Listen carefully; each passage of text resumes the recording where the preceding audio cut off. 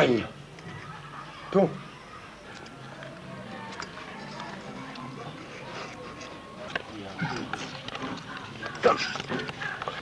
Ibro haka za mu zauna a garin nan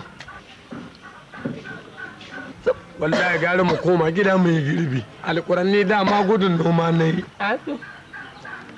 nan ka jin mana har tsoro nake jin na jin yunwa wallahi saboda gudun kwaki da safe geran sande da rana geran sande a geran sande geran sande cinnaka ni na ja ko cinnaka ai ba abu mai daɗi illa ka ganka a gaban uwarka da ubanka wallahi ko babu abincin ci